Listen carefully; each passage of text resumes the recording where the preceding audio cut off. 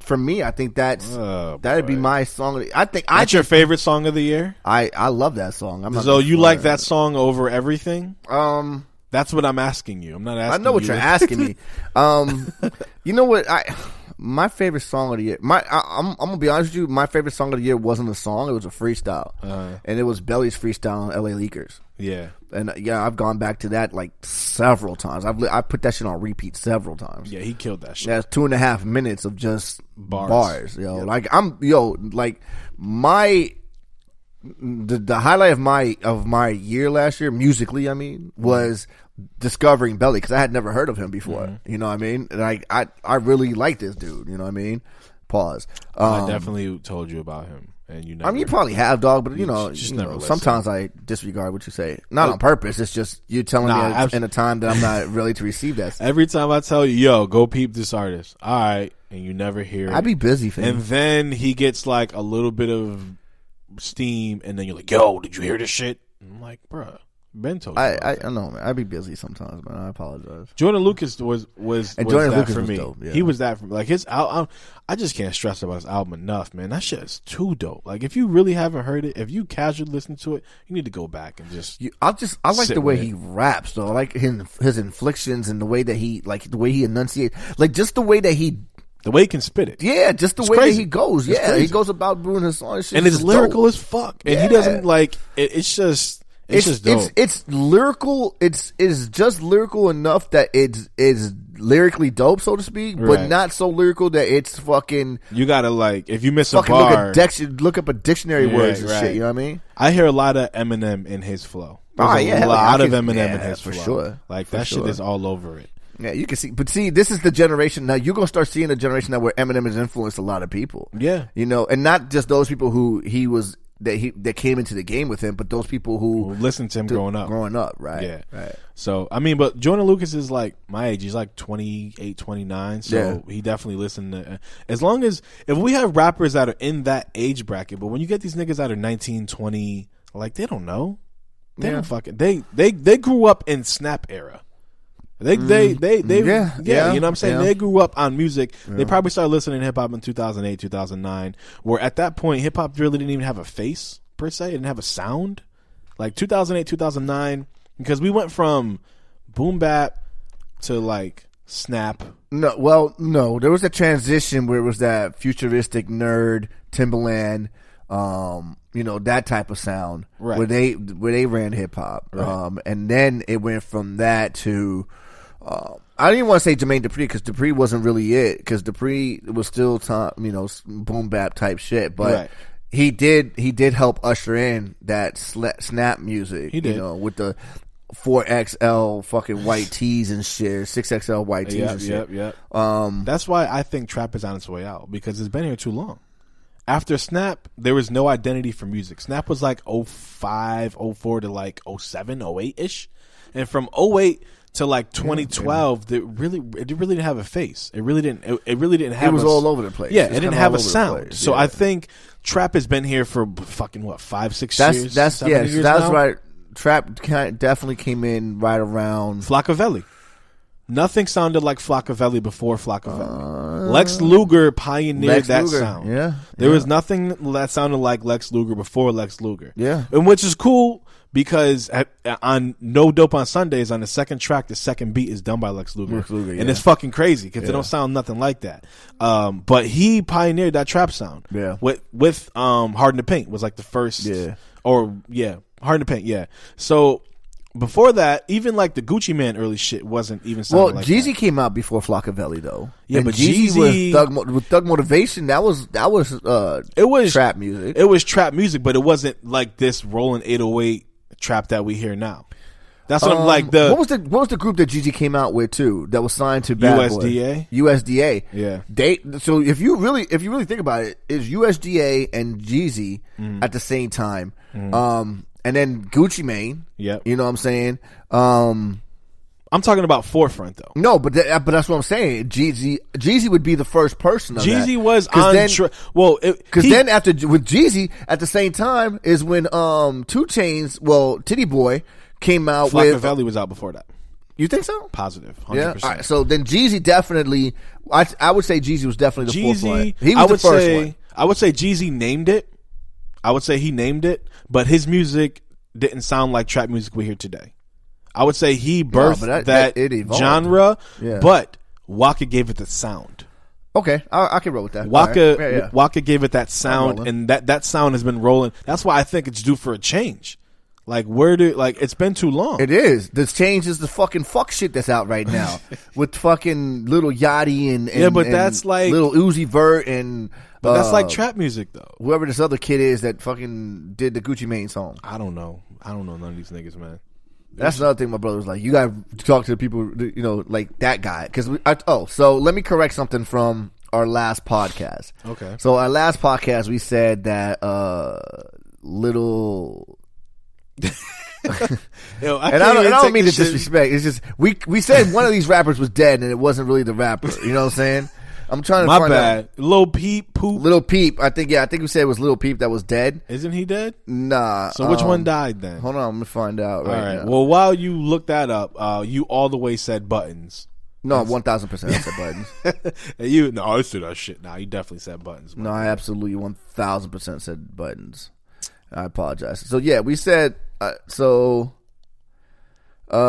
Peep. Yeah. Actually, no, we said Little Pump? Little Pump was dead, but it was Little Peep. Man, aren't they the same person? No. So our apologies for the mix up. Sorry, guys. We don't fact check here, but we definitely all look the same and we don't want to same. kill the wrong rapper. So. Damn, I sound like the white dude talking about hip hop. Yeah, you guys all look the same and sound the same. Well, you half white, so But yeah, no, but I don't know, man. Like.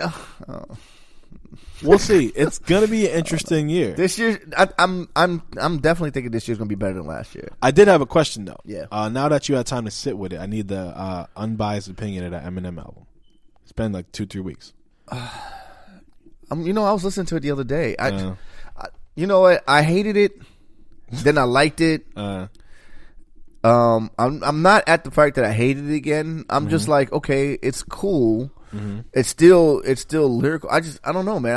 I still don't. Still undecided. Yeah, man. I still don't know. I still don't know. I really wish that the Disc 2 came out. Me too. Me too. I mean, let's keep it 1,000. Me too. I really wish that other fake list that was rolling around or possible Disc 2. Whoever did that, fuck you, bro. Yo, for real, man. Fuck you, dog. Giving niggas hope and shit. So who do you think had the best year last year? The best year? Yeah, like overall. Like come up year or like killing shit year? Let's do come up year first. Come up year, I know it's probably not a come up if you know. I think Sci-Hi had a good come up. Right. Joyner had a come up. Right. Ross had a resurgence. He definitely had a resurgence, which is not because I don't feel like he ever fell off musically, but I do. The masses would not agree with me. Nope. His Black Market was dope. Yeah, hater. Best overall year in hip hop. Yeah, Hove. I'm not gonna I'm not a hater. Like I'm not gonna hate. Like the dude fucking made an album that everyone liked, loved, went on tour and killed it. Yeah, and Hove. I mean. But he's been having the best year in hip hop for ever 10 years, like since '97. Yeah, like it's crazy. But on the second hand of that, it's cool because hip hop we don't have the older guy, and it's cool that the person who is doing it like is leading the way. Like you could look at people like Daz Effects, like where are you? You know what I mean? You know what? You just lost 98.5% of our audience with DOS effects. But I'm saying though, like you're a pioneer in this hip hop shit, and where are you? Like that's the problem with hip hop. We don't praise the old, and that is the problem. Like you hear, like people still love Premier, right? Oh yeah, Premier fans. Yeah. But these new artists are trash. They don't like Premier. Like I don't need a Premier beat. I don't want to rap over a Premier beat. Like who doesn't want to rap over a Premier beat? It's a privilege to get a Primo beat. Come on, man. Get it while he's here. For real, because he ain't gonna be here for long. That's what I'm saying. Get it while he's here, bro. And they can still sound like that too. Like you can still keep that sound. I'm looking forward to Nas's album this year. If it comes out. He said it is. Yeah, he said it came out last year too. I'm looking to Dave East's. Just like Dave East said, his debut album's gonna come out last year. I'm looking forward to that. You know what? Hold up, but let me before you go on because I know you're about to go on Dave East rant. So hold on. I am about to go on an East rant. I know. Who had the best year for me? Joe Budden, hands down. Joe Budden had the not best musically year. though. It doesn't even matter. Like how can you be the most relevant person in the world? But now you know what he used to be like. My fucking favorite artist. Yeah, he's still one of my favorites. I hate that. Nah, he's still one of my favorites. I hate his personality is too much. Like it was cool because before you only see him sometime, but now it's like every day he's on a blog, something popping up. Well, it used to be he was on Complex and he got fired from that. Yeah. Then he's got the Joe Budden podcast with Rory and Mal. Yep. Which is a hell of a podcast. I think that podcast is funny as hell. Probably hell. the best podcast out now. That's just funny as hell.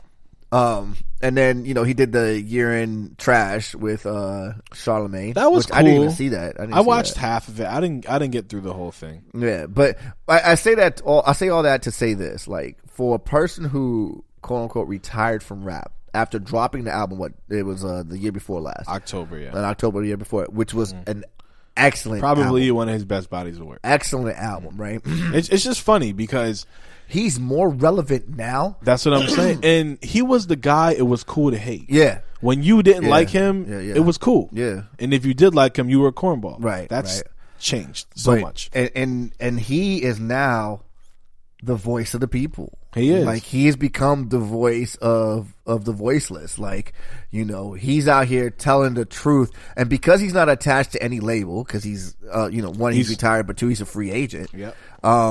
He doesn't have to watch his tongue. He doesn't have to. You know what I'm saying? He doesn't have to. And not that he ever did before, but still, even less so now. You know what I'm saying? And Happy Joe is a different type of Joe. That's why I don't like. I don't like it. Joe, I don't like it. I like grumpy, give me the mic and let me rap Joe. Yeah, he can still rap though. I don't know, can he? When's the last time you heard him rap? Like, I don't know, can he? I wouldn't doubt it, but the last verse I heard, allegedly the Slaughterhouse verse. Yeah, but that shit was old. I mean, that's not new. We talking about something new. He ain't put literally not one verse last year. Yeah, literally. But I mean, it's cool. I'm happy for his success. I'm not going to hate on his success. I just don't like what it's become. Like, I don't know. Have you heard the last podcast? That shit was funny. It was funny, but you can tell like Maul's cadence was like, Joe, what the fuck? Like, how you went down to Miami. Different. Yeah, I feel not even Miami. It's just overall like he's such a different person now, and he's in a different space, man. He is in a different space. I'm not saying his whole life. I'm not saying that, but I'm just saying like he's just like too much. Like he's just. And which is cool because he, like I said, he used to be one of my favorite rappers, and for him to be on that forefront and people checking for him is cool. Yeah, because I used to go to concerts and he was performing in niggas' backyards type shit. And you know what I mean? There were like them 4 people, 3 hour shows, man. He's doing everybody at work, and I think it's cool how he's doing like artist showcases now. Yeah, that's going to be interesting. That's going to be interesting too, because what he's doing too, and he said this as well. He's pushing the culture forward. As much as we talk about what Hove is doing, as much as we appreciate that Hove is 46, 5, 7, whatever, and he's still doing it at a high clip. You know what I'm saying, and putting out great music. Joe is doing the same. He's 38. He is, and why it's dope is because there's two things. One, he's 38, so he knows music. Right. He's not some idiot more than anything. Right. So he's well versed. He speaks for the demographic of us that want to hear what he has to talk about. Right. Two, he's more accessible than Hove. It's easier for you to get in touch with him and for him to put you on or go to his showcase for you to try to get a fucking talk to him. Yeah, for you to try to get into Rock Nation. Yeah. It's more accessible. You know what I'm saying? So I definitely like that. Because he can filter. He'll tell you if it's terrible. You know what I mean? Like, Rock Nation is going to look if you can sell. Well, Rock Nation, even before you even get to that, before you even get to Rock Nation, whole Rock Nation, right? You got to go through LES. That's what I'm saying. You got to go through Kodak Lens. You got to go through. Oh, that's the same person. You got to go through Bleak. You got to go through. There's so many different people you got to go through. Many, that list is long. That's what I'm saying. And if they can see that they can make $1 out of you, they're going to sign you. Joe is only going to put you on if he likes the music. Is he even still got Mood Music Entertainment? I would think. I don't know. I mean, his artist is in jail, so. I mean, even if he can't put you on